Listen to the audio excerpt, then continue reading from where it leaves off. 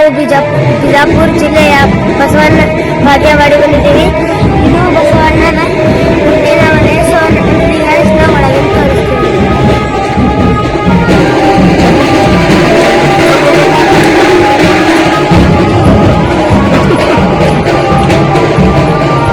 ತಾಯಿ ಇವರು ಮಾದಲಾಂಬಿಕೆ, ಇವರು ಬಸವಣ್ಣನ ತಂದೆ, ಇವರು ಮಾದರಾಜ, ಇವರು ಬಸವಣ್ಣನ ಮನೆಯ ಗುರು, ಅವರು ಬಸವಣ್ಣ.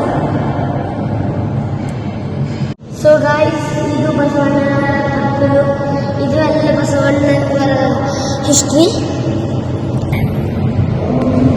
ಸೊ ಗಾಯ್ಸ್, ಇದು ಬಸವಣ್ಣವರ ಹಿಸ್ಟ್ರಿ ಪೂರಾ ಸರ್ಕಲ್ ಇದೆ.